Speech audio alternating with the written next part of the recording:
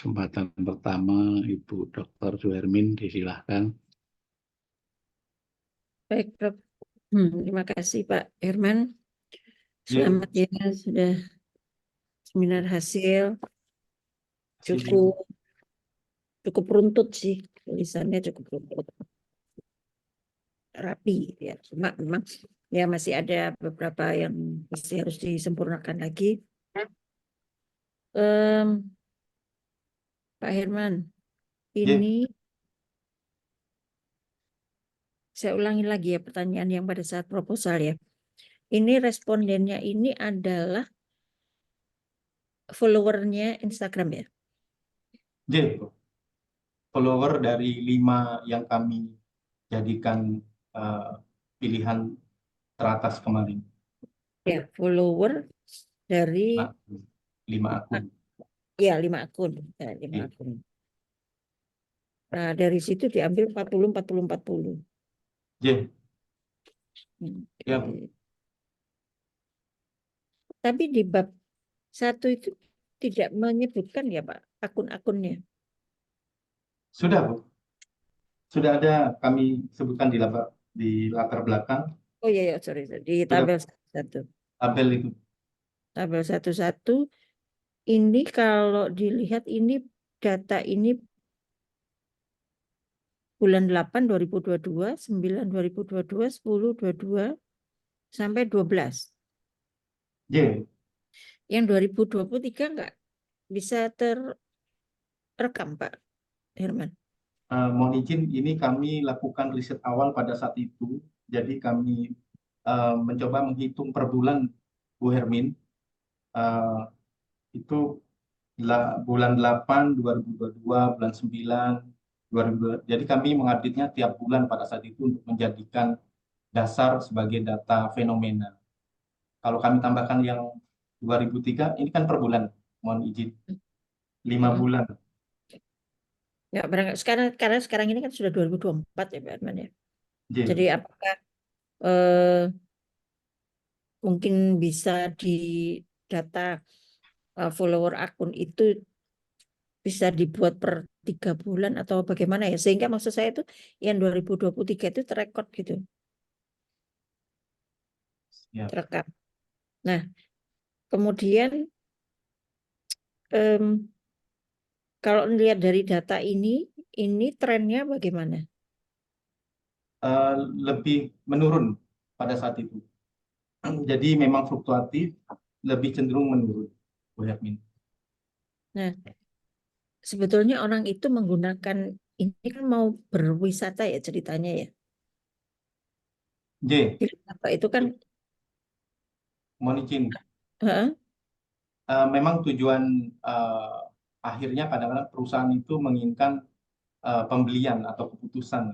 Tapi kami mengkaji brand advokasi ini lebih dalam konteks sosial media dan melampaui dari keputusan pembelian. Dalam artian eh, even belum pernah beli, yang bersangkutan bisa jadi melakukan penganjuran atau advokasi.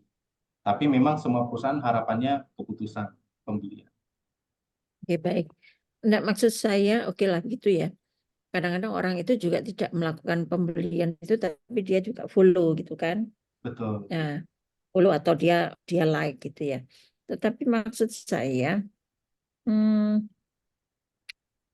kadang-kadang orang itu cari-cari ya cari-cari tempat wisata itu pada saat dia itu merencanakan mau berwisata, gitu kan? Iya. Merencanakan mau berwisata. Nah, merencanakan mau berwisata itu kan ada saat-saat tertentu, bulan-bulan tertentu, mungkin liburan panjang sekolah atau mungkin akhir tahun atau mungkin pas Lebaran ini juga liburan panjang. Nah, maksud saya seperti itu. Nah, kalau dilihat dari ini bulan-bulan ini mungkin Pak Herman juga bisa mengamati ini kira-kira bulan liburan sekolah ini bulan apa ini? Oh, nggak ada ini ya. Nggak ada. Biasanya Juli. Biasanya Juli. Nah, coba barangkali ini masih ada waktu, barangkali masih bisa diamati, Pak. Nah, kira-kira orang itu banyak followernya itu di saat-saat apa? Gitu. ya tidak menutup kemungkinan orang itu biasanya kan cuma iseng aja buka Instagram, kemudian lihat dilabak gitu ya, baru kemudian di follow. Tetapi ada yang mereka memang sengaja untuk cari-cari tempat berwisata sehingga nemu akunnya itu sehingga mereka follow. Nah, saya sebetulnya kepingin melihat itu. Kira-kira orang itu memfollow-nya itu kira-kira pada saat-saat tertentu atau pada bulan-bulan tertentu itu dilihat pada followernya berapa atau bagaimana? Mohon izin Bu Ya, Hermit menjawab. Terkait dengan yang diharapkan Bu Hermit, saya kira sangat sulit sekali dalam konteks sosial media untuk melihat sebagai indikator liburan sekolah sebagai penambahan jumlah follower. Karena komunikasi dalam sosial media ini sebenarnya kan lebih butuh waktu yang panjang, dan kebetulan yang kami kaji adalah eh, responden yang sudah 6 bulan kriteria tersebut dalam konteks sudah mengetahui terkait dengan sudah terkoneksi dengan sosial media tersebut atau akunnya.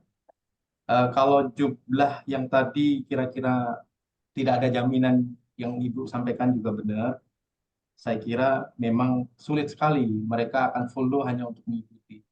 Karena sebenarnya mereka dengan mengikuti itu sudah separuh berwisata, karena memang di akun-akun tersebut sudah disajikan video, foto-foto. Jadi mereka akan bersaing yang memang harapan akhir, bukan harapan akhir sebenarnya, harapan awal. Bahkan yang kami teliti ini sebuah harapan akhir yang diharapkan oleh banyak perusahaan, yaitu sebagai penganjur. Penganjur dengan sukarela, brand advocacy. Eh, Mohon izin Bu Hermin, kayaknya kesulitan jika kita melihat memastikan jumlah follower meningkat pada saat ada musim liburan. Mereka biasanya hanya ya bisa jadi searching aja setelah itu tapi nggak follow. baik. Tapi harapan saya tetap update ya, Pak. Karena ini sudah 2024 maksudnya. Siap, Sampai nanti akan kami tambahkan data follower terbaru aja nih, mohon izin. Karena ya. Nah, kami melihatnya trennya, ini yang terakhir. yakin. Nah, nanti kalau misalnya Pak menambahkan follower terbaru di 2023, itu kan ada Siap. bulan tertentu itu yang apa yang libur gitu ya. Nah, pengen lihat apakah pada bulan-bulan itu followernya tinggi gitu loh. Ya, dilihat dari situ aja sebetulnya Pak Herman. Dilihat dari ketika Pak Herman nanti ngupdate ini nanti kan akan tampak tinggi atau tidak. Kalau memang tidak, artinya orang itu ya mereka ber searching tempat-tempat wisata itu ya mereka hanya sekedar searching saja, tidak merencanakan mau liburan. Siap. Jadi, Kemudian teorinya yang dipakai ini SOR atau relationship marketing, teori grainnya adalah relationship marketing. Relationship marketing. dikhususkan Kalau ke SOR. store ini ya kalau kita bisa dibilang combine, tidak combine juga, Bu Hermin. Kami melihat ini sebagai middle theory sebagai framework kerangka kerja yang banyak digunakan oleh beberapa riset sebelumnya. Ada 2 atau 3 riset yang menggunakan teori SOR untuk lebih memahami perilaku perilaku dari sebuah perilaku keputusan. Memang ini banyak digunakan oleh jika kita mengkaji stimulus dari sebuah sistem informasi atau website, itu banyak menggunakan SOR, tidak menggunakan TPB, TRA, dan ya memang itu lebih umum TPB, TRA, dan lebih baru, mohon izin. Baik. Kalau SOR ini Nah, lebih artinya kan di situ ada relationship marketing. J. Kan ada relationship marketing, ada SOR. Nah, Pak Herman memfokuskannya ke SOR-nya atau juga ada relationship marketingnya. Karena di bab 1 ini hanya SOR saja. Di Oke. latar belakang itu kan hanya SOR saja. Sementara relationship marketingnya tidak disinggung. J. Jadi Bu, sebenarnya lebih ke relationship marketingnya Ya, karena memang relationship marketingnya itu kan merepresentasikan akun IG-nya itu kan Pak. Akun IG-nya itu yang di-follow oleh banyak orang. Tetapi kalau yang source-nya itu ke misalnya ke apa tadi itu picture itu, quality, video quality. Nah, itu kan J, mulusnya kan di situ. betul, Kedua-duanya juga nanti bisa dimunculkan. siap. Kemudian Berapa Mbak? nanti hati-hati ya Pak. Itu Maria. 3.2, 3.2 tapi Apaan? di bawahnya itu 321 halaman 58 di Ya, halaman 58 tuh loh, Pak. oh 58 siap. 58 dan seterusnya itu punya pengembangan itu kan sebabnya adalah 3.2 tapi bawahnya itu 1 titik. Oh, J, mohon izin, mungkin ini pada saat update kemarin Ya, otomatis. riset J, gap nggak nemu ya Pak. mohon izin Bu. Riset gapnya nggak nemu. Riset gap-nya memang kami tidak menemukan Bu. Jadi eh, memang keterbatasan riset itu, dan sebenarnya kami eh, melihatnya memang lebih kepada pada saat apa praktek di lapangan itu terjadi information quality, mohon maaf, picture dan video post quality itu menjadi eh, banyak didapatkan di praktek, namun sedikit sekali di dalam riset kami temukan riset gap terkait dengan kontra hasil, ya.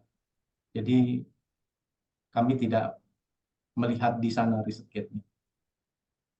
Tidak Nah, kemudian nanti yang dijadikan alasan untuk menghipotesiskan kembali Pak Herman. menghipotesiskan Ini hasil penelitiannya Pak, cuma satu contoh, misalnya izin. post quality terhadap brand advokasi. Ini kan hanya satu saja ya, bahwa Bilro ini menyatakan bahwa konten informasi berpengaruh langsung terhadap brand advokasi. Ke engagementnya, engagementnya, oh sorry ini terhadap brand. Nggak, maksud saya barangkali ada penelitian lain itu yang menyatakan hal yang sama, atau mungkin kadang kalau kita baca artikel itu kan tidak hanya yang tersurat saja ya. Mungkin bisa saja yang tersirat itu ada bahwa picture post quality itu sebetulnya nggak berdampak pada brand advokasi. Karena kan riset gap itu tidak selalu hasil yang positif negatif. Tapi mungkin yang hasilnya yang lemah atau mungkin yang tidak berdampak dan seterusnya. Oke. Nanti Eh, bisa ditelusuri lagi. Karena ya. di Force Viewer-nya Pak Herman itu jauh itu sebetulnya. Karena jarang orang yang meneliti ini kan, gitu ya. Tetapi J, mungkin mereka itu pakai istilah lain, Pak. siap. Mereka pakai istilah lain tidak picture post quality atau video post quality dan seterusnya. Ini barangkali dicari lagi. J, siap. Nah, tetapi perlu juga ditambahkan logical thinking-nya Pak Herman. J, Ketika menghubungkan misalnya video post quality terhadap brand advokasi. Nah, perlu itu. Jadi pengembangan hipotesis itu kan didahului dengan teori, kemudian logical thinking. thinking-nya untuk menghubungkan dua variabel itu dan hasil penelitian terdahulu atau risetnya. J, Perlu itu. Ini satu indikator satu ya Pak. J, Bu. Pertanyaan. Cuman yang customer engagement yang dua indikator. Nah, nanti ke depan itu bisa Bapak sarankan untuk penelitian yang akan datang untuk menggali lebih dalam lagi dengan melalui penambahan instrumen untuk variabel terkait. Siap. Gitu. Ya. 5 akun. Pak, untuk yang tanggapan responden, Siap. nggak bisa ya dijadikan satu ya. Misalnya rata itemnya dijadikan satu variabel, dijadikan satu tabel. Ini kan Eh, jadi dua tabel. Misalnya di halaman 93 itu Pak, coba. J. Mohon izin Bu, Ya, ini 94. J. Eh, Sebenarnya ini untuk memperlihatkan awalnya memang satu, tapi untuk menunjukkan eh, persentase indikator mana atau item mana yang memiliki nilai kecenderungan baik atau tidak baik, tiga atau empat atau lima. Ini diminta Saya untuk tadinya bingung kok ini di bawahnya kok tidak ada ini, tidak ada penjelasan ya. Oh, ini adalah J. lanjutannya tabel 5.6. Itu sebetulnya kalau dijadiin satu Pak, di sebelahnya itu kan enak rata-rata item, kemudian di bawahnya itu adalah langsung rata-rata variabel. Siap. Kemarin kami Tidak cukup, melihat terlalu mepet gitu. tidak cukup. J. Ya, tapi bawahnya perlu ada penjelasan, Pak. Kalau Bapak tadi menyatakan bahwa mana variabel yang paling tinggi, variabel yang paling rendah, nah itu perlu di bawahnya itu harus ada apa sedikit narasi gitu ya, J. Kami supaya J. J. supaya Siap. nggak kosong untuk semua Siap, Bu. tabel, Pak. Semua Siap. tabel di tanggapan responden. Dan Siap. ternyata memang yang paling banyak itu adalah yang di usia 21, 21 sampai 25, 25. 21 sampai 25 ya, 26 sampai 30. Eh,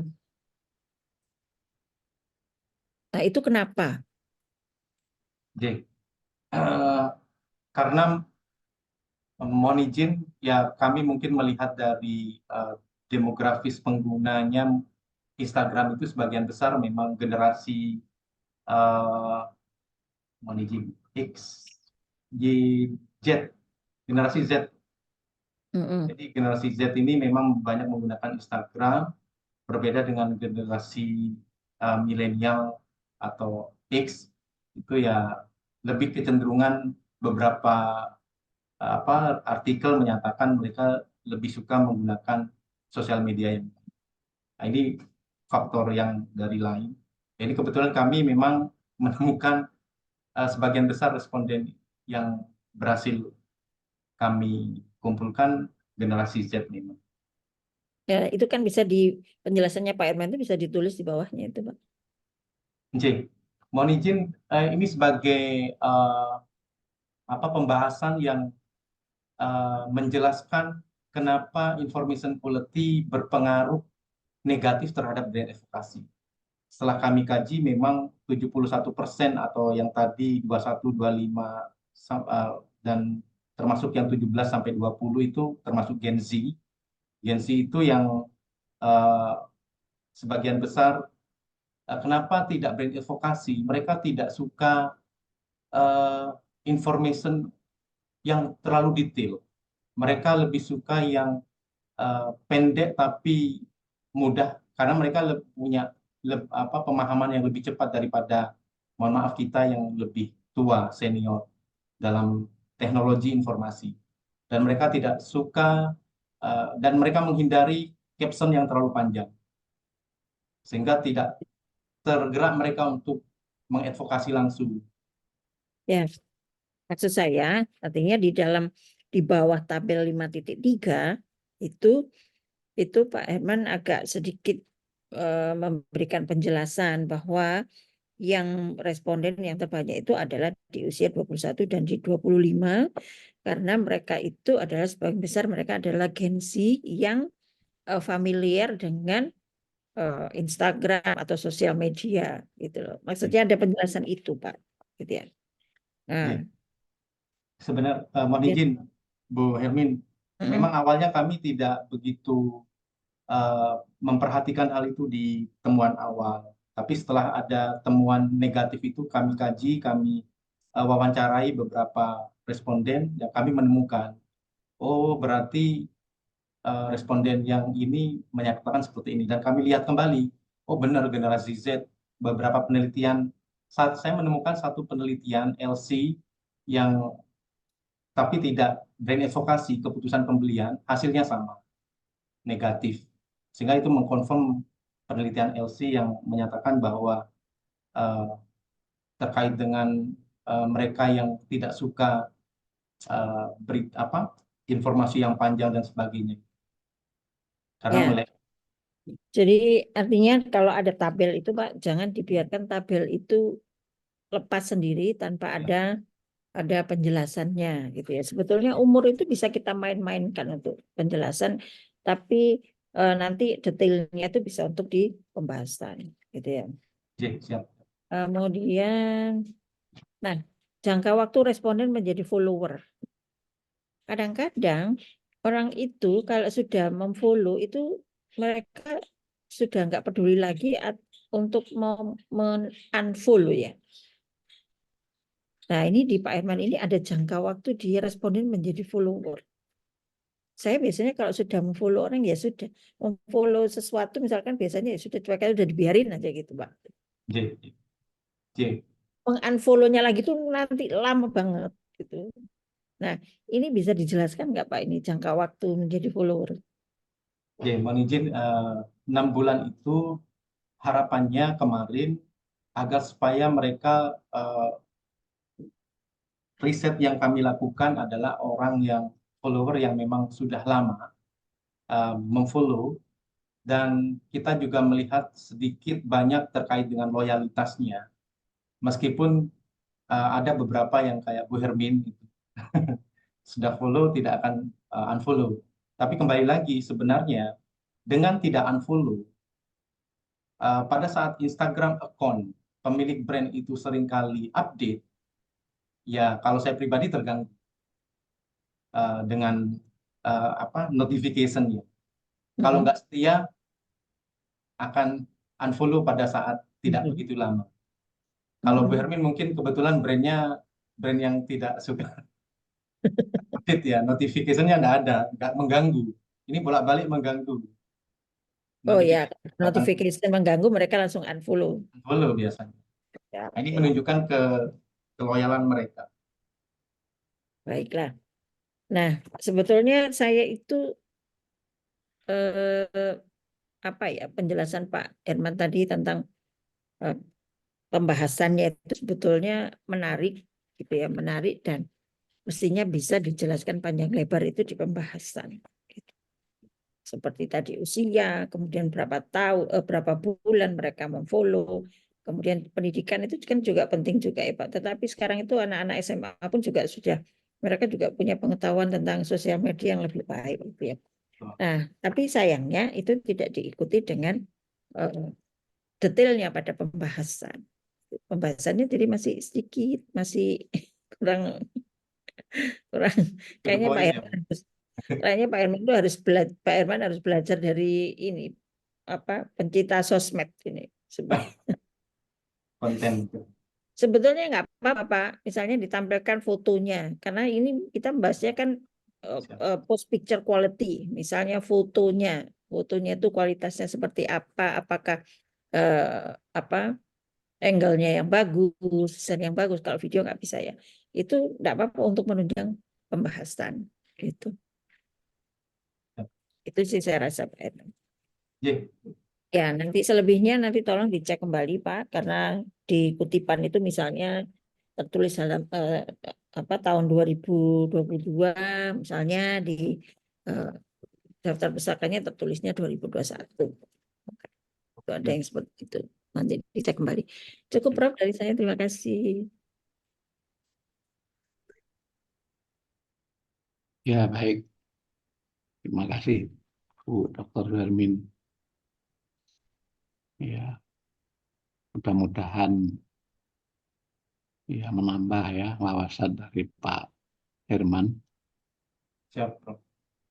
Yang sekiranya perlu ditambahkan, ya ditambahkan gitu ya supaya hasil penelitian disertasi ini menjadi lebih lengkap lah kira-kira gitu ya informasi yang disampaikan. Baik, berikutnya adalah Pak Dr. Kusaini, disilahkan. Terima kasih. Assalamualaikum warahmatullahi wabarakatuh. Waalaikumsalam. Waalaikumsalam. Selamat buat Pak Herman Terima Saya kasih. mengkritisi dari teknik dulu ya.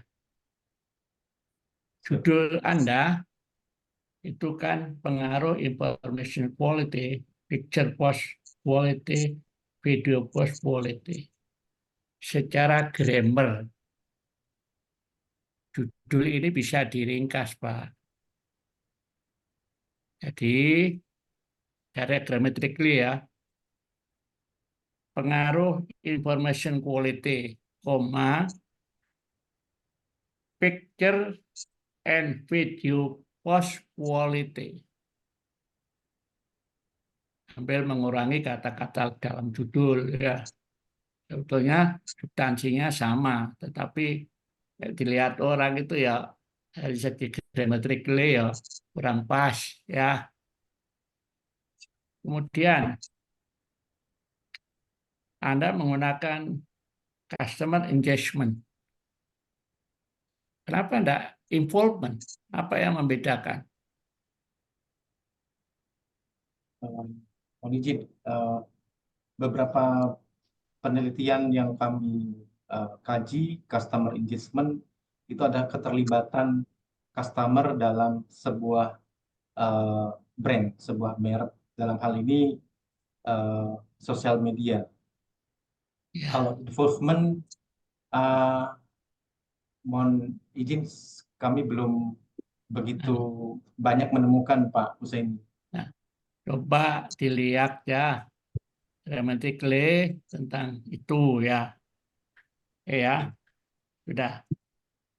Saya juga nanya ini, consumer apa customer? Customer engagement, Pak Husaini. Jadi memang Enggak, engagementnya oke lah, apapun nanti. Saudara menggunakan istilah customer atau consumer. customer, Pak Husaini. Apa yang mendorong Anda menggunakan kata customer? J. Karena Eh, beda. memang ada yang membedakan, Pak Husaini, konsumen dan customer. Konsumen adalah yang mengkonsumsi, customer adalah pelanggan yang mengkonsumsi lebih dari 2 kali. Namun dalam kajian yang kami temukan, dalam konteks ini customer ini pelanggan yang bukan berarti dia sudah melakukan pembelian. Customer ini memang pelanggan itu lebih cenderung digunakan oleh perusahaan jasa. Nah, Mohon arahan kalau ada pemahaman yang lain. dia ini melakukan transaksi bisnis atau sebagai pengguna. Ini dalam konteks penelitian kami, keterlibatan follower ini adalah seseorang yang sudah memutuskan menjadi anggota dalam akun Gili Labak, mohon maaf, brand jasa wisata Gili Labak. Dia pengguna.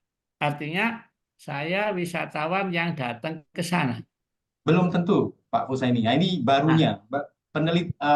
Temuan kami dalam artian customer itu tidak harus membeli, ini sesuatu yang baru di era kali ini. Jadi, ya ini mungkin salah satu baru yang lain sebelumnya, bahwa orang loyal itu nggak perlu beli barangnya dulu, bisa menjadi penganjur, advocate. Nah, ini mungkin dalam konteks penelitian kami, customer itu tidak dalam hal ini follower, ya CE, customer engagement, itu bukan berarti dia harus membeli barangnya, Pak Husani. Ini bisa jadi Tidak harus belum. membeli. Saya menggunakan itu consumer. Konsumen. Nah, saya menggunakan, contoh ya, Google. Siapa customer-nya dan siapa konsumernya? Siapa? J. Kalau dalam konteks itu kami menangkap bahwa Nah, saya hanya menegakkan supaya ada pemisahan, kejelasan ya. Kalau customer-nya Google itu adalah Shopee, Lazada.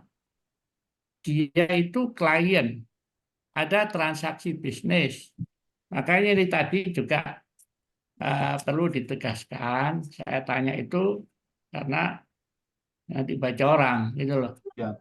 Ya, jadi customer itu menekankan pada aspek hubungan bisnis ya atau transaksi antara pelanggan ini customer maksudnya, dan bisnis. Jadi Google dengan Lazada, Shopee, dan seterusnya. Tapi kalau konsumer, Anda konsumer. Karena apa? Saya pengguna, tidak harus beli. Gratis bisa, gitu loh ya. Itu alasan saya kenapa memunculkan pertanyaan itu, gitu loh. Makanya perlu Anda tuangkan terkait dengan variabel judul. Ya. Siap. Di sini ada nggak memasukkan ini di teori Anda? Anda menggunakan teori relationship marketing. J. Apa Baik, teori siap, Pak. itu masuk dalam lingkup dengan CRM? Ya, Pak. Nah, Mohon izin, Pak Husaini ya, menjawab. Relationship marketing adalah sebuah konsep pemasaran yang tidak hanya sebatas penjualan semata, transaksi, tapi lebih pada tujuan jangka panjang, yaitu menjalin hubungan baik dengan konsumen. Terkait dengan CRM, Customer Relationship Management, ini sebenarnya sebuah penerapan prakteknya, aplikasi pemasaran sebagai strategi dari relationship marketing tersebut, Pak Husaini. Jadi bagaimana berusaha yang tadi konsep relationship marketing menjaga hubungan baik, yaitu adalah adanya CRM, Customer Relationship Management. Dan itu juga ada di referensinya Gumeson, bahwa CRM itu salah satu praktek atau strategi yang diterapkan dari relationship marketing teori. kan sama-sama untuk mencapai tujuan loyalitas, ya. J, Pak. Keduanya, nah ya. Apakah CRM itu masuk dalam wilayahnya relationship marketing atau beda? Masuk, Pak. Nah, Jadi masuk. bagian. Ya. Pada waktu kita ngomong itu, ada nggak narasi, uraian yang menghubungkan antara bahwa CRM, sosial media marketing, dan sebagainya sebagai bagian dari relationship marketing? Ada Mohon nggak? izin, insya Allah ada, mohon maaf, tapi Ya, insya Allah. tiap ada, insya Allah. Tunjukkan halaman berapa. Seingat saya. Siap, Pak. Ya, J. saya. Kemudian ada beberapa tulisan tadi, menurut siapa tadi ya? Itu pakai halaman enggak itu ya? Apa yang membedakan di situ tulisan pakai halaman dan tidak? Kalau yang pakai halaman untuk apa? Yang enggak untuk apa? Siap. Yang halaman adalah textbook, yang Ya, non textbook tidak pakai halaman. oke. Coba di depan tadi ada kata-kata menurut. Nah, menurut itu kan berarti textbook ya. Siap. Ya, itu ya. Kemudian gini, setiap mau masuk ke tabel maupun gambar, ada semacam narasi, satu baris atau dua baris, monggo Pak, seperti itu. Bagaimana nampak pada tabel 21? Sudah. Siap.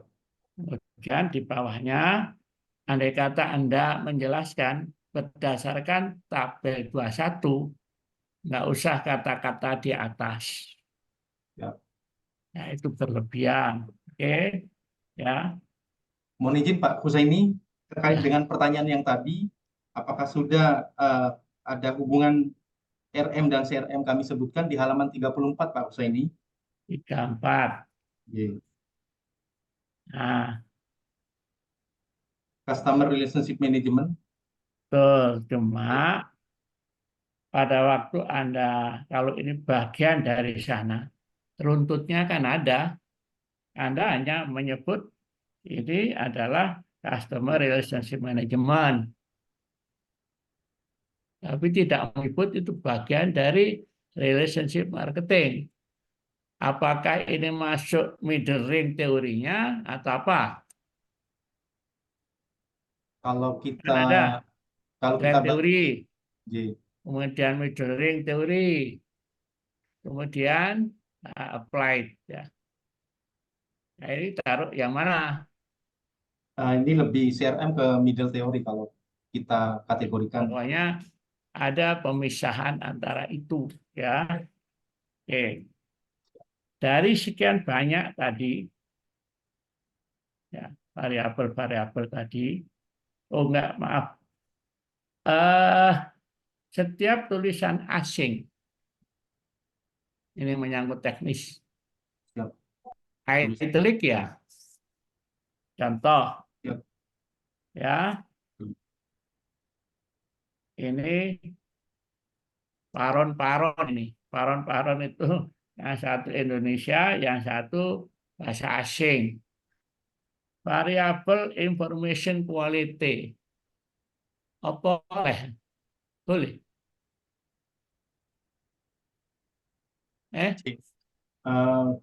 Kami menggunakan variabel itu tetap menggunakan bahasa asing, namun mungkin dalam penjelasan yang mungkin yang disampaikan Pak Husaini paron-paron itu, ya kami menangkapnya tidak paron-paron, cuman Apa? itu sebagai Kenapa nama enggak langsung aja? Information apa tapi information variabel. quality variable gitu. Variabelnya Misalnya, pakai bahasa Inggris. misalnya begitu. Nah, jadi tadi seperti contoh 93 itu kan information quality, itu kan italic, yang bold itu loh, Oh, siap. namanya di bawahnya.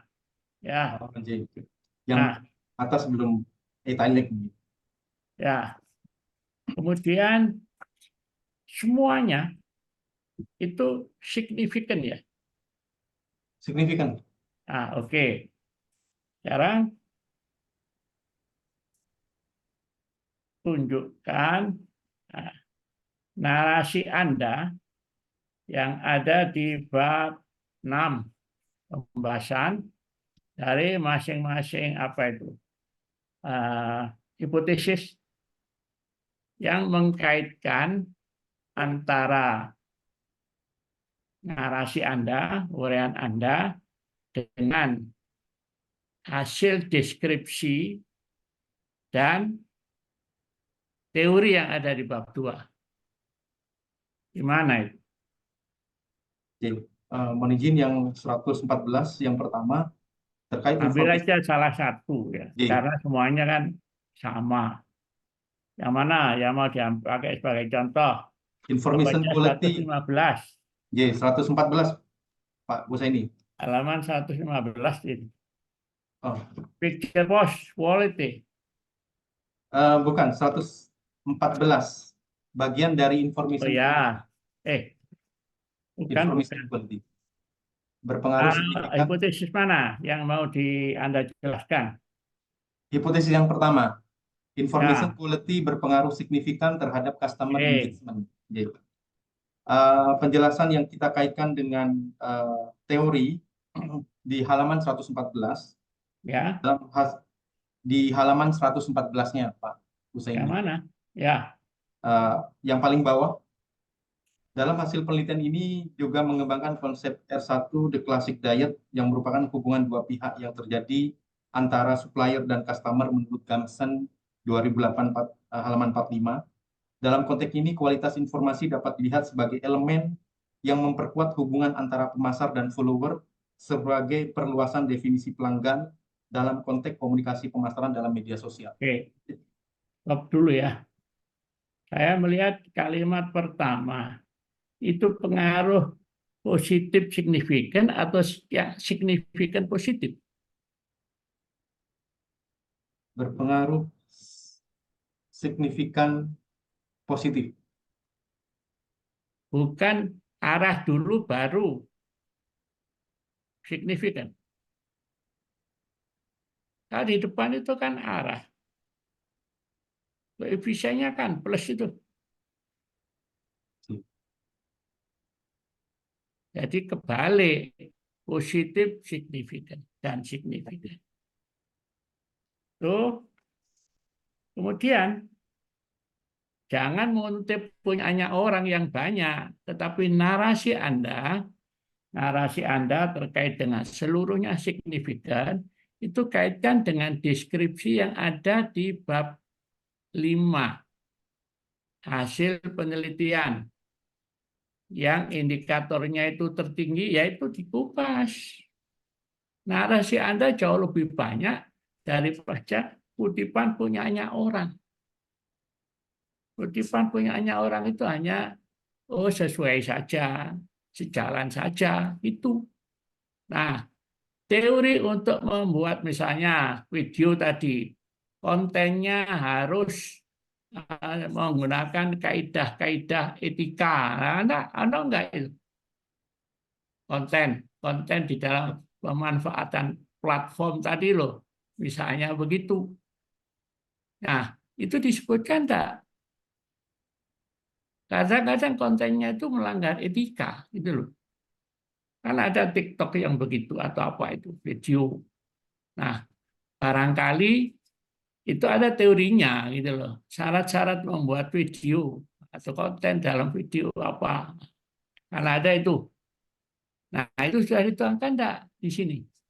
Mohon izin karena kami tidak menemukan di dalam konten tersebut terkait dengan kajian etik tersebut, Pak Husaini. Jadi kami lebih berupaya menggali lebih dalam terkait dengan kualitas picture itu, apakah video post quality yang lebih banyak diminati yang menyebabkan seorang follower itu engage terlibat dalam sebuah sosial media atau brand advocate menganjurkan sosial media tersebut kepada orang lain.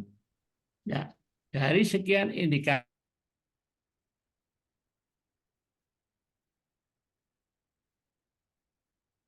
Mohon izin Pak Husaini, Pak Dr. Husaini. Saya kontaknya dari sini, Pak.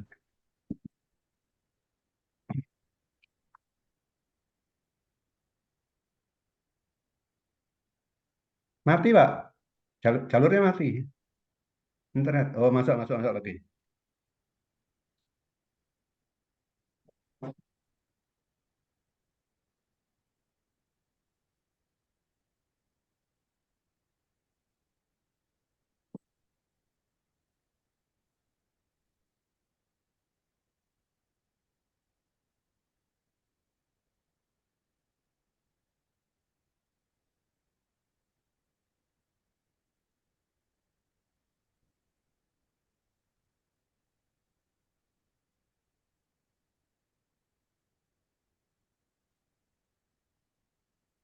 Terputus rupanya internetnya Pak itu. Iya, terputus. Ini lagi bingung di atas itu, cari Mercidi.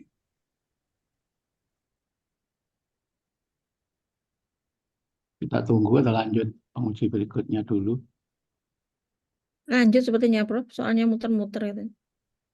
Iya, ya baik kalau begitu Pak Dr. Budi Satrio, nanti Pak Husaini biar Halo, nyusul kembali. halo, Halo, ya Pak Husaini, sudah. sudah dengar, tapi gambarnya belum metu. Pertanyaan, saran, termasuk Herman, tolong Pak, menyangkut teknik penulisan margin-nya disesuaikan dengan pedoman. Kan 4433. Ada bagian itu yang mepet ke atas. Ya, siap. Kami sudah Nah, menyesuaikan, tapi mungkin ada beberapa yang masih. ya.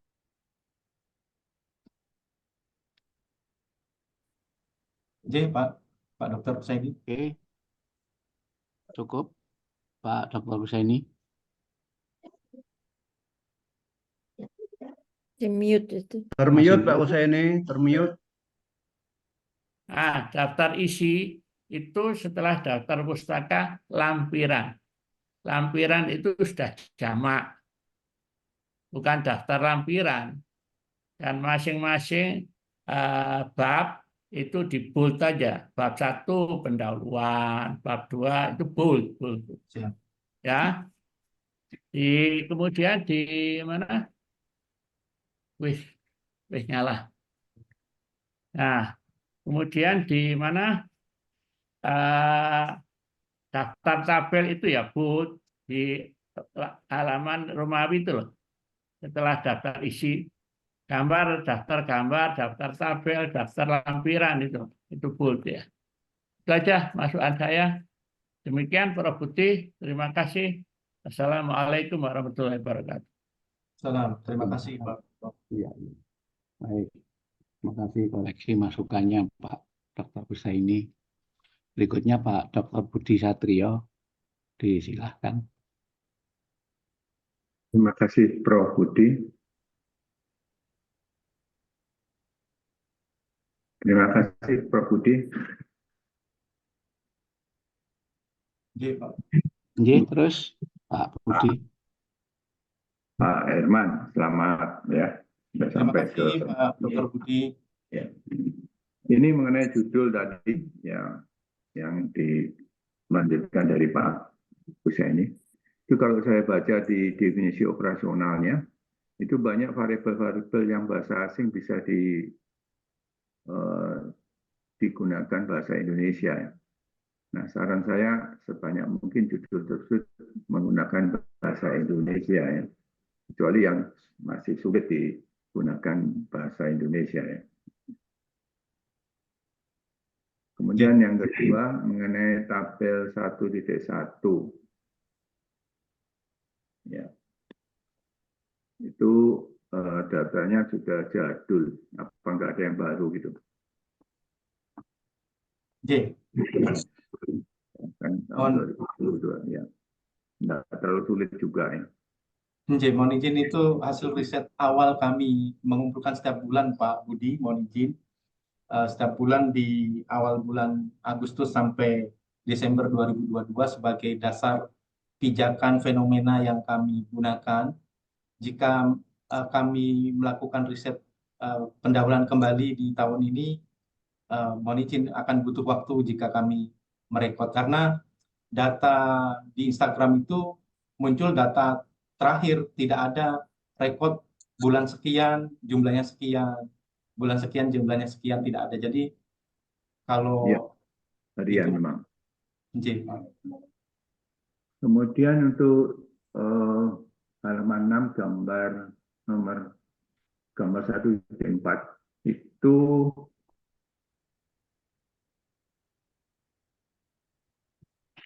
untuk sumbu horizontalnya itu dikaitkan dengan apa, Mas? 1, 2, 3, 4 itu.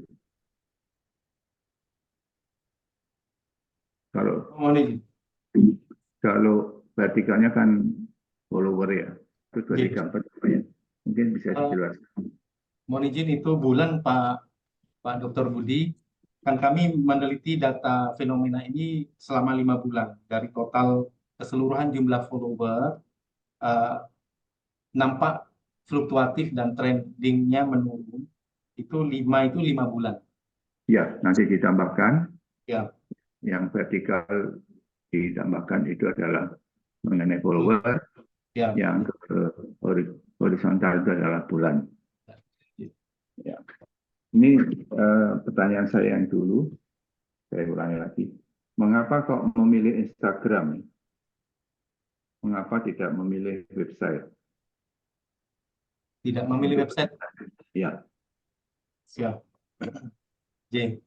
Mungkin terkait dengan fenomena bahwa sosial media penggunanya di Indonesia insya Allah nomor 2 Instagram, dibandingkan media sosial yang lain. Kenapa tidak website?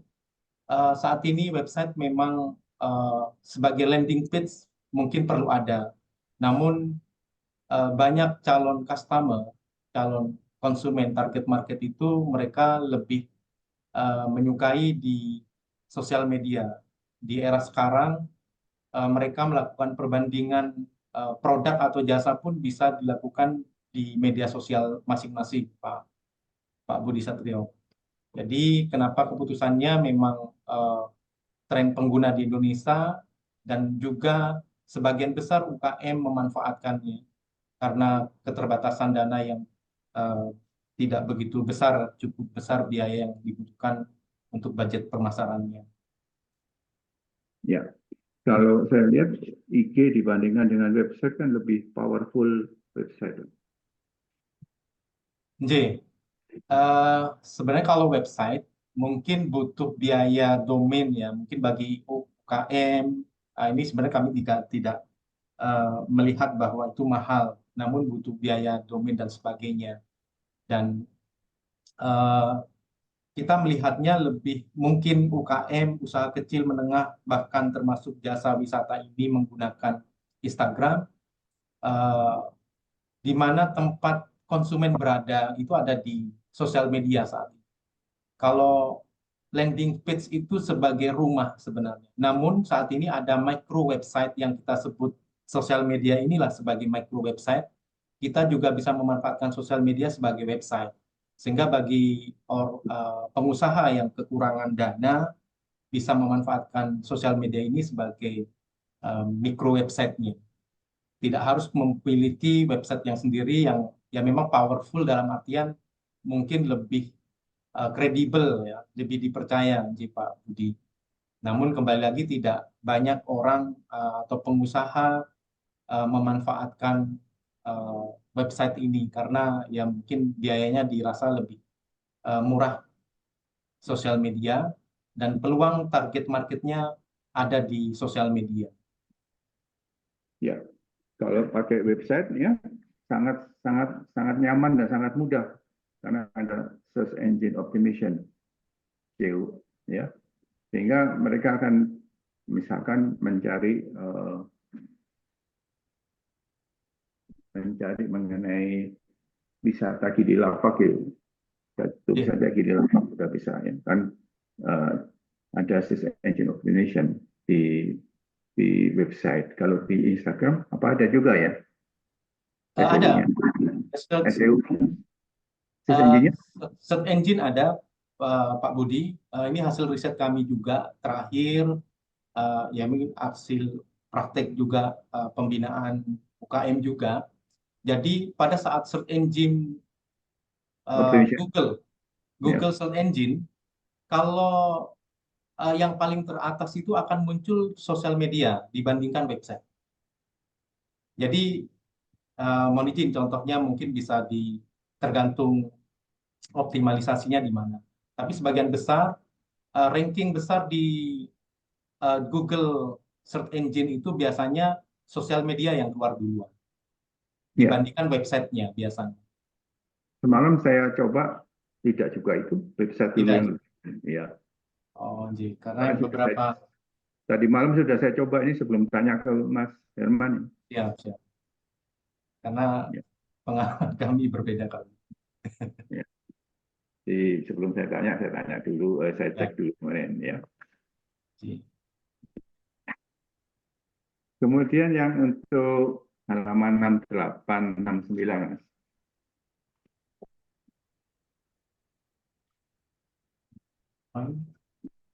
Ya. 68. Tapi dasarnya ngambil 5 akun Instagram ini. Dasarnya pada saat itu kami melakukan search akun Instagram jasa wisata Gili Lavak yang bergerak di bidang jasa wisata Gili Lavak. Itu yang muncul teratas adalah ini, Pak Budi. Jadi search engine yang ada di Instagram kami searching dan muncul 5 Instagram ini yang teratas. Sehingga kami putuskan 5 inilah yang akan kami riset. Awalnya kan rencananya cuma 1, namun dalam konteks disertasi kurang powerful katanya Pak Suwito, Pak Dr. Suwito. Alangkah baiknya ditambah akun yang lain, sehingga kami putuskan bagaimana proses pemilihan tadi. 5 teratas kami ambil, disproporsionate 40 ini memang tidak proporsional kami ambil. Silakan sebaiknya untuk alasan-alasan tadi, 5 akun Instagram dan 40 unit sampel itu ditulis di sini. Ada reasonnya, Ya. ya. Ada reasonnya mengapa ngambil 5, terus kemudian mengapa ngambil 40 sampel itu juga Ya. dijelaskan. Sehingga kita betul-betul fair gitu, ya. Kemudian pertanyaan saya untuk Google Form, apakah memadai untuk penelitian ini, Mas? Ini mohon izin, memang agak cukup lama kami berusaha mengumpulkan responden dengan Google Form ini, Pak Budi. Ya, alhamdulillah akhirnya juga bisa terkumpul dengan awal target yang kami harapkan bisa sebulan.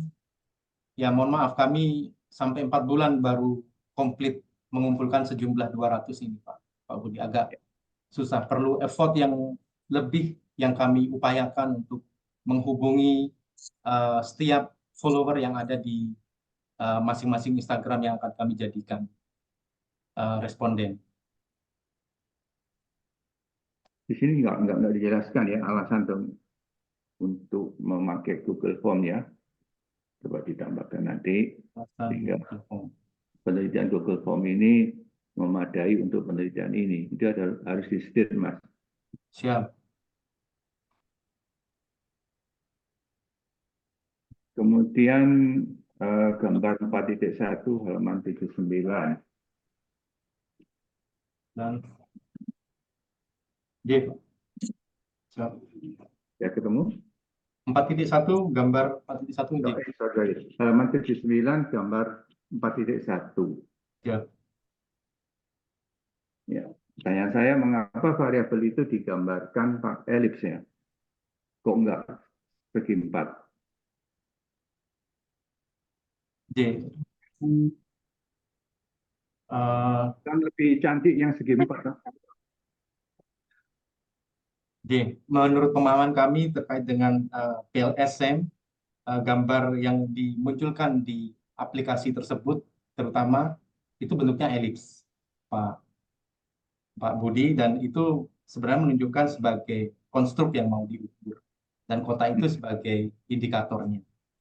Kalau diganti segi 4, boleh nggak? Lebih cantik? Mohon izin, kayaknya tidak boleh, kayaknya. Loh, kok kayaknya? Ini ujian kok kayaknya. Mohon izin, ini karena bukan sebagai indikator, ini konstruk yang diukur tidak bisa diganti sebagai bentuk kotak, Pak Budi. Jadi tidak semudah kotak diganti elips, elips diganti kotak gitu ya. Ada Siap. aturannya kan ya?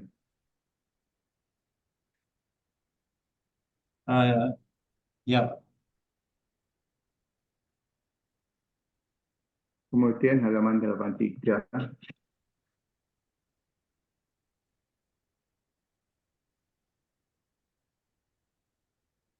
J, Pak.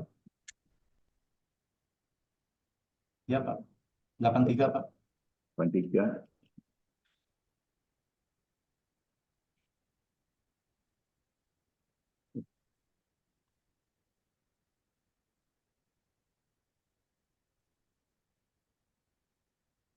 Ya, Pak Budi. Ya, Pak. Dr. Budi 83. Ya, tunggu sebentar. Barangkali masih mau masuk kembali.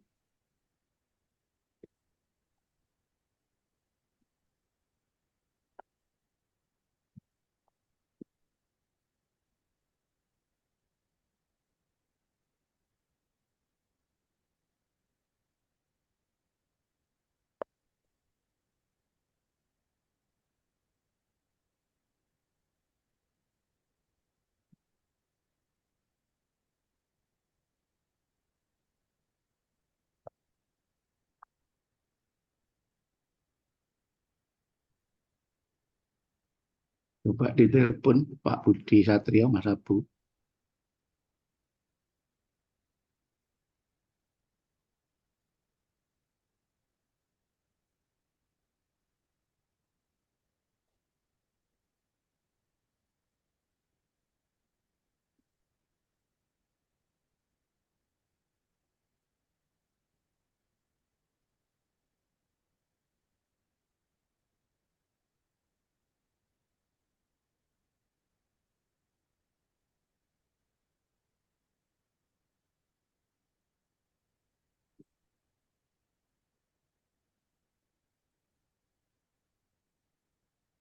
Udah masuk lagi, Prof.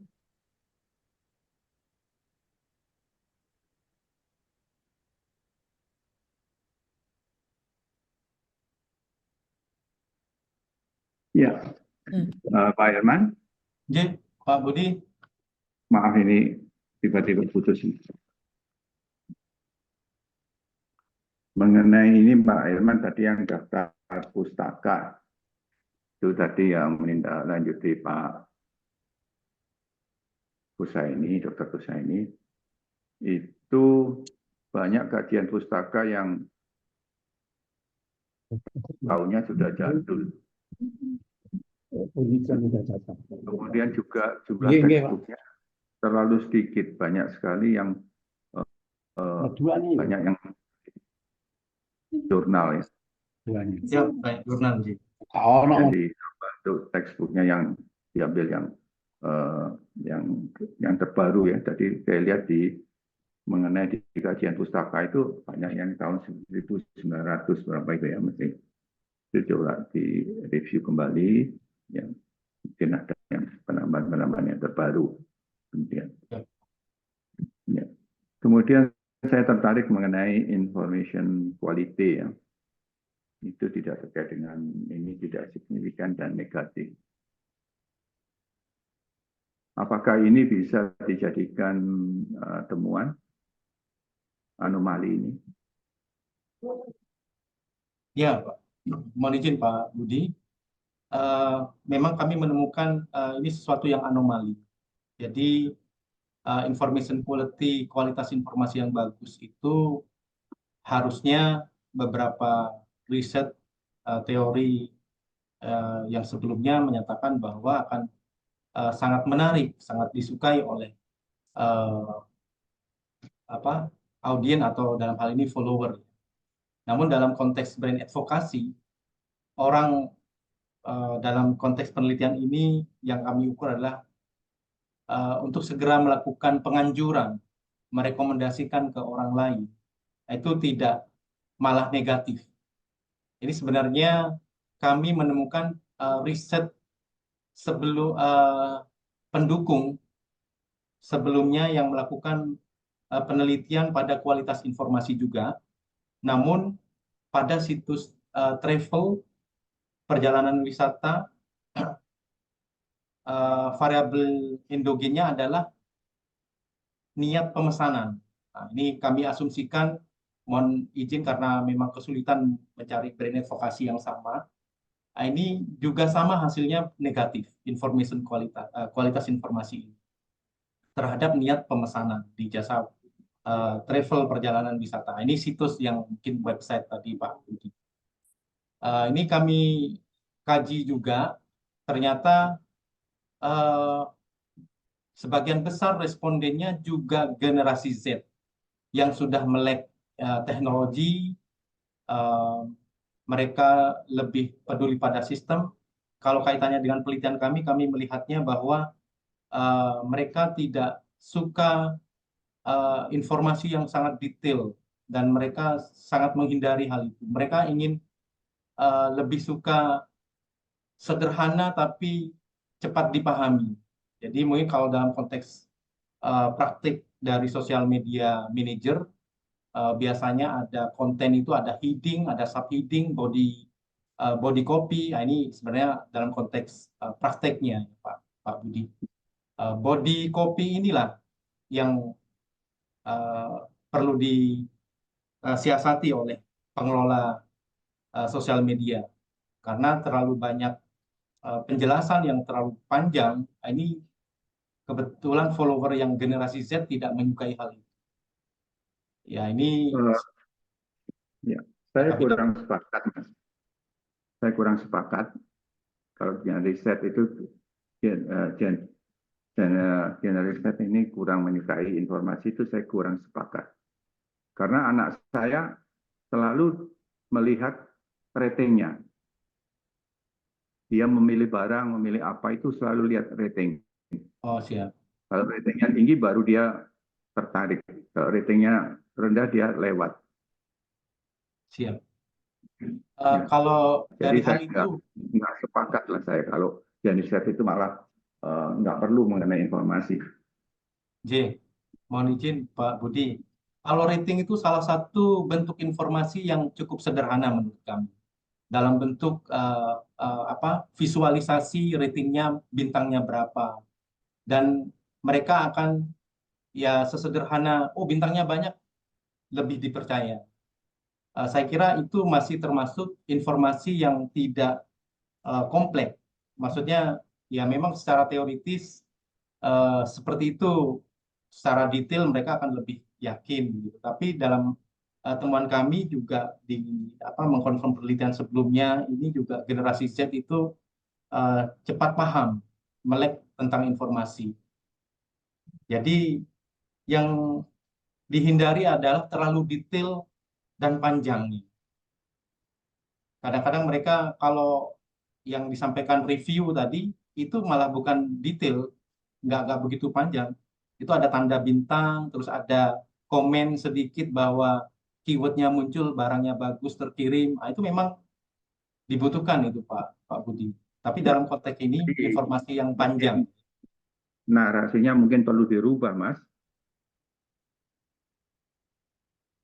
Narasinya perlu dirubah mengenai informasi itu tidak perlu yang mendalam, yang tajam, tapi yang artinya informasi yang sifatnya yang tadi itu yang mudah untuk dicerna, ya, Mudah dicerna, siap. yang sesuai dengan kebutuhan dari Gen Z, ya. Betul. Itu perlu juga, ya.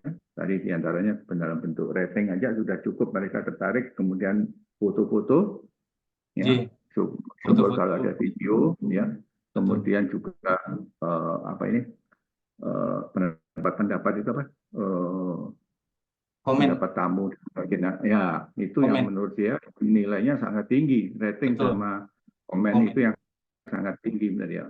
Dia lebih percaya itu, ya, foto, kemudian visi video, kemudian komennya itu yang mereka siap. Mereka ini. Dan itu ini sangat bagus kalau ini menjadikan anomali ini dijadikan satu temuan di mana semakin informasi politiknya semakin bagus, semakin mendalam, tentunya dia akan negatif dampaknya. Ini bisa digali lebih dalam lagi. J, Ya. mohon izin. Sebenarnya kami ingin mengkaji lebih dalam dari indikator yang kami hubungan indikator yang hasil perhitungan itu, bahwa memang yang positif adalah yang reliable, yang terpercaya dan timely. Namun yang spesifik dan yang panjang itu tidak, hasilnya negatif. Itu yang mungkin yang bisa lebih menjelaskan bahwa kenapa hasilnya menjadi negatif, Pak Budi, dari indikator.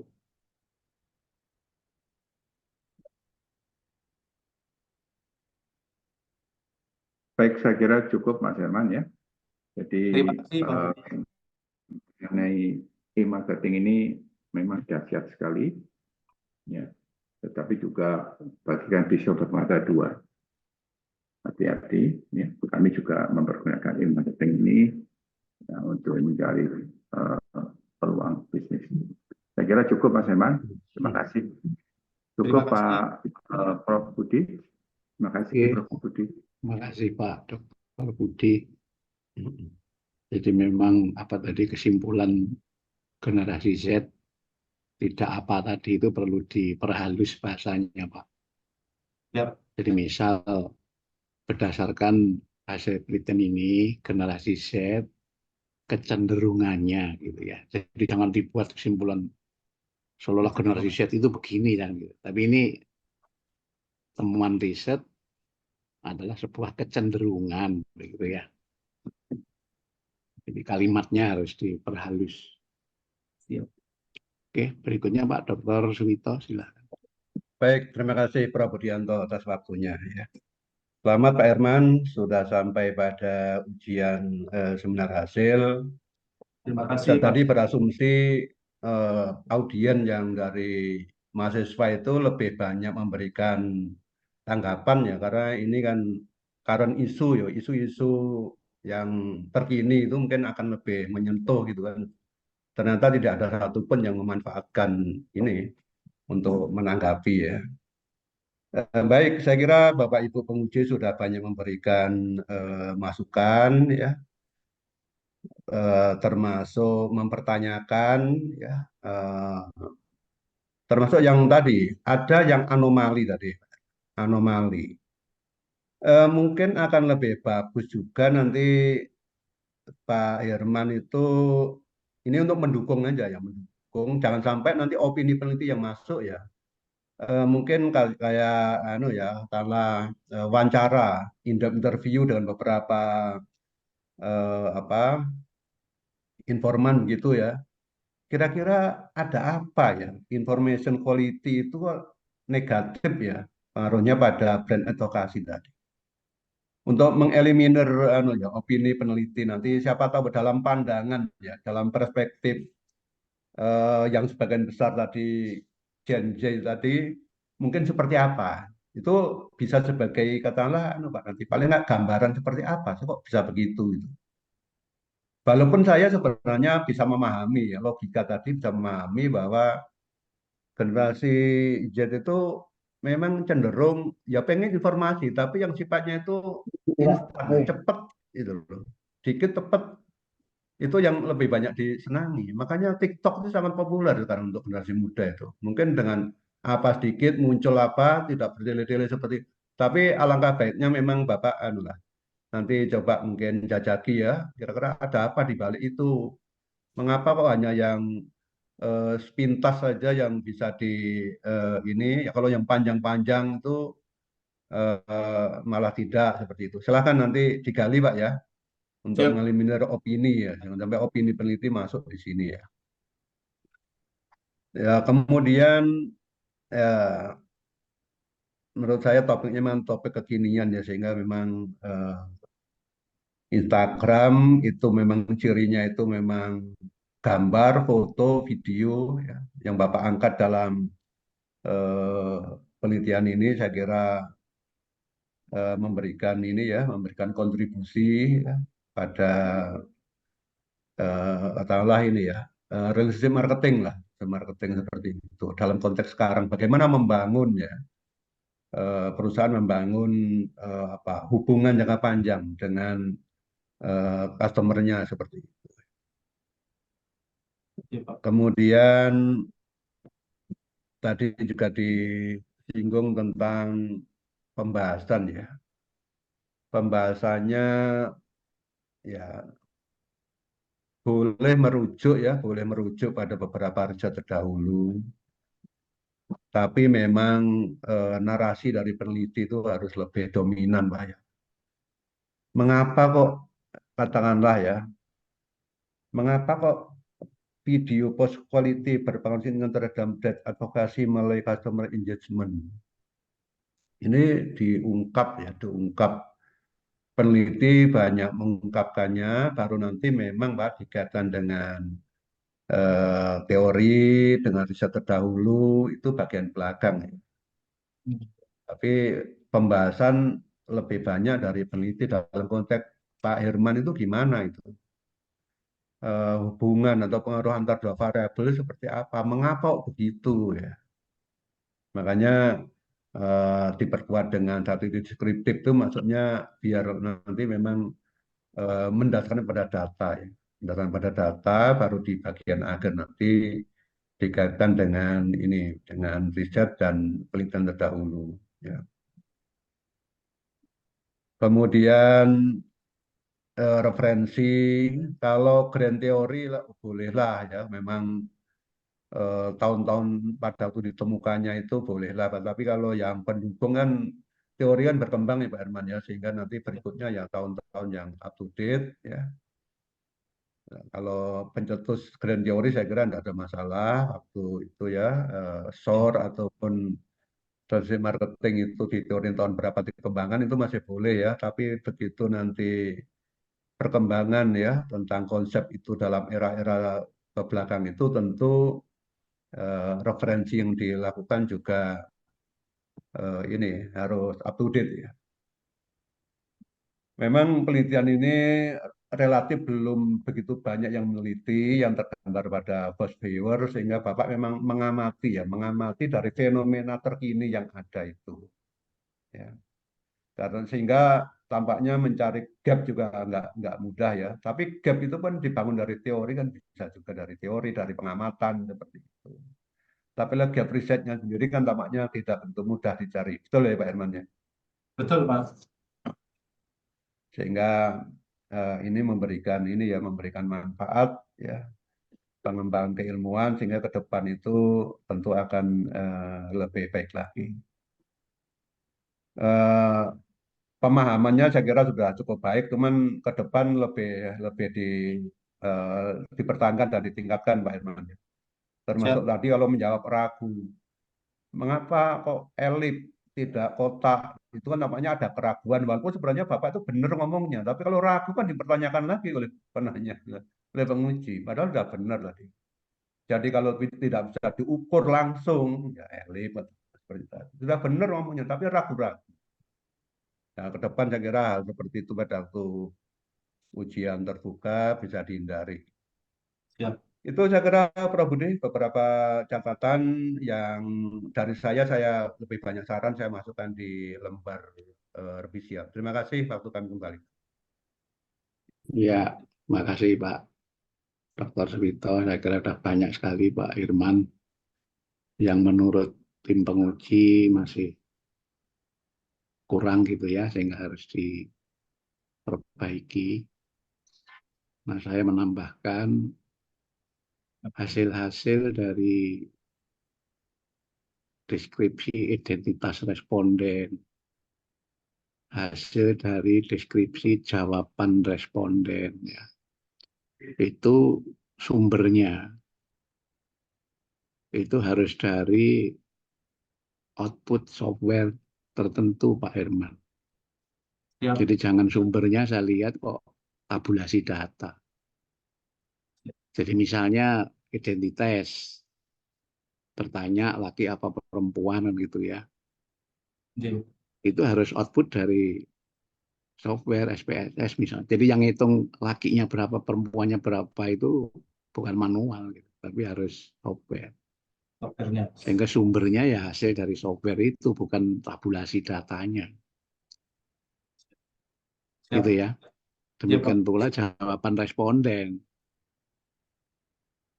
Jadi yang hitung rata-rata yang itu ya harus software gitu, bukan tabulasi. Ini tambah tabulasi jawaban responden.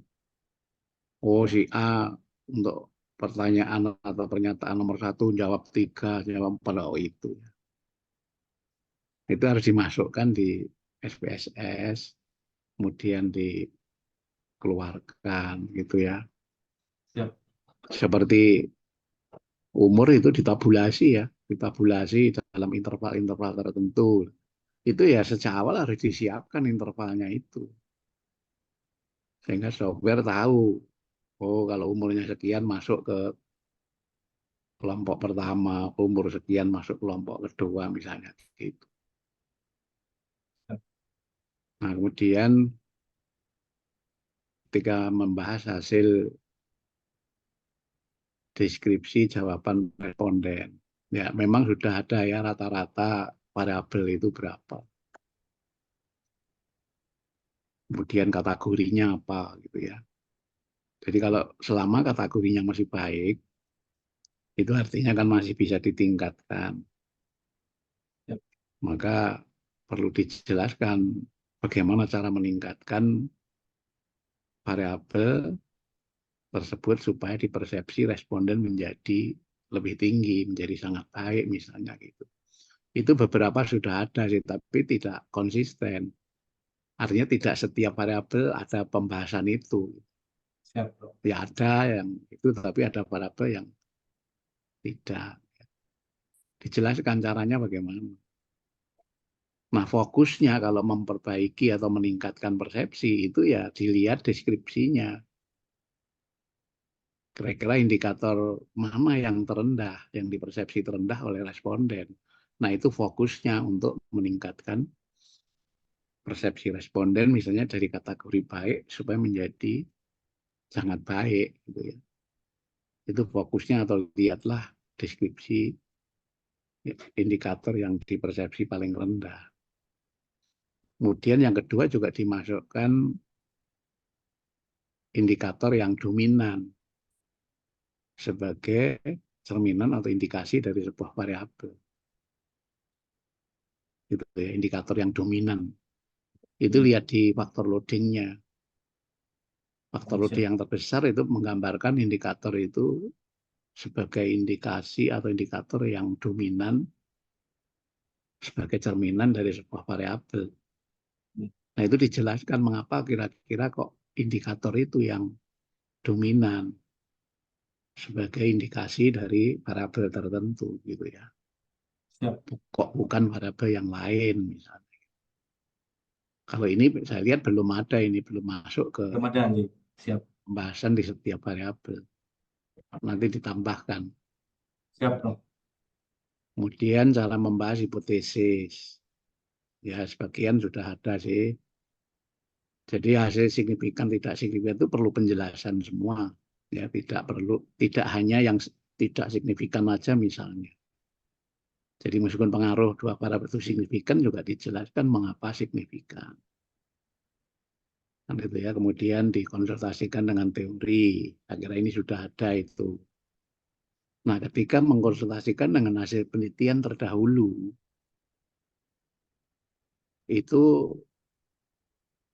bukan sejalan, tidak sejalan saja terus berhenti.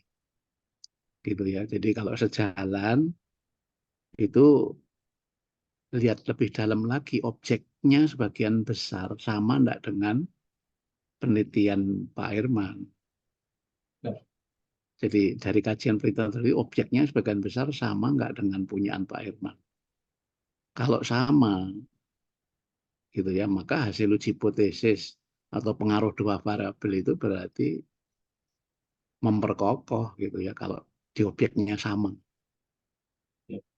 Jadi memperkokoh atau memperkuat sebuah ya teori yang mengatakan bahwa ini itu adalah mempengaruhi ini. Tapi kalau dengan penelitian sebelumnya sebagian besar beda objeknya, maka hasil hipotesis Pak Herman itu adalah memperluas berlakunya gitu ya. Jadi kata kuncinya itu. Kalau objeknya sebagian besar sama, memperkuat atau memperkokoh. Tapi kalau objeknya sebagian besar berbeda, kata kuncinya memperluas berlakunya. Jadi misalnya A berpengaruh pada B, itu ternyata pengaruhnya bisa di sektor apa saja gitu ya, di dunia maya ya seperti itu, di industri ya seperti itu, di jasa ya seperti itu. Gitu maksudnya memperluas berlakunya. Ya. Nah, kata-kata kunci itu harus muncul di pembahasan. Ya, itu saya kira perlu ditambahkan ya supaya laporan hasil riset ini nanti menjadi lebih lengkap ya, lebih baik ya. Di samping ya masukan-masukan penting dari para tim penguji. Oke, mohon maaf untuk mahasiswa kesempatan, artinya ya kesempatan kadang-kadang tidak bisa datang 2 kali gitu ya. Sehingga kalau begitu ada kesempatan tidak dimanfaatkan, kesempatan itu kadang-kadang tidak muncul kembali gitu ya. Oleh karena itu, karena tim penguji sudah memberikan tanggapan semua, maka waktu kami skors beberapa saat.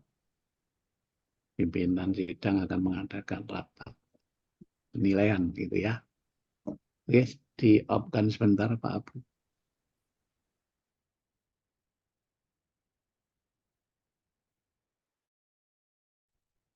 Pak Herman jangan kemana-mana ya.